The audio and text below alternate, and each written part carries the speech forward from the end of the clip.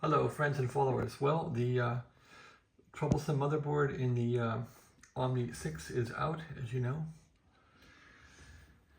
There's the canopy which holds the motherboard and the chassis. Anyway, and that's going to be hell getting that back in there. But here's the board of interest. So I've added this 7808 as promised right there.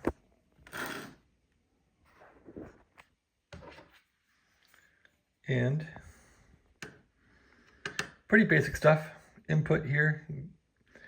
I'm grabbing 12 volts from this resistor here. 12 volts comes in here and grab it there. It's switched. 12 volts in. The ground is taken care of by this screw here, which seems stable. The output is going right smack where to pin 8 on this chip. So pin 8 here.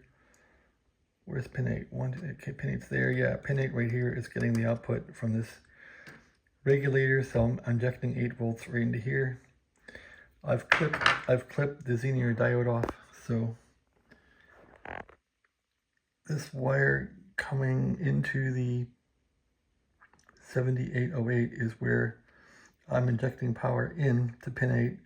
I'm trying to find the Xenier with the camera here. Anyway, I clipped the Xenier.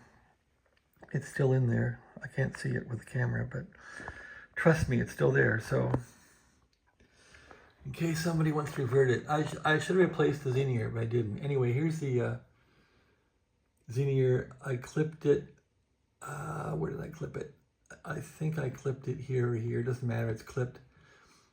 I clipped it here actually, and this wire here, pin 8, I'm taking this right smack into the regulator. I should actually clip this one too. I'm going to clip this resistor too because I don't want anything feeding into there. So this capacitor is still here. This is clipped. We'll clip this, and that is all we're going to do. So that should give this thing stable power into VCC to run this thing. This power, from looking at it with a voltmeter, was not 8.2 volts where it should be. It was kind of jumping around, so I called that the BS that it was and didn't want to deal with that Xenier. I just put in the regulator. So that's what we're doing here.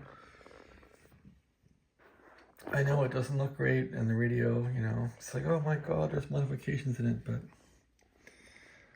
what are you going to do with these old things, you know? Probably should have fixed it correctly, but how is this incorrect? It might even be better. Of course, now I'm throwing an amp or whatever. This thing can push an amp, so I'm actually throwing an amp into here. If this thing would draw an amp, it'd probably burn up a bunch of stuff. Should probably put a resistor in series with it, but I'm not going to worry about it. All right, and then this thing had a Xenier for a pass regulator on the output. So on the output, they had this transistor. I just got rid of all this, and I take this output here into a 7905, and I just push it out to the DSP here, minus VCC. So that's what I've done with this little guy here. And so really now we have regulated going in with proven circuits. These handle an amp. We have regulated going out to the DSP, and that should conclude this nightmare of the audio skipping when I turn this thing on, because this thing doesn't work right. So, and I have this chip socketed, so I could pull it out if I have to. So anyway, yeah, there's the chip, 7606, is it? 7660. Probably from somewhere in effing China. I can't bash on China though. They got some good stuff. I mean, it's cheap. Trump tariffs are pushing it up, but you can't bash. All right, so now the hard part is getting this damn board back in here.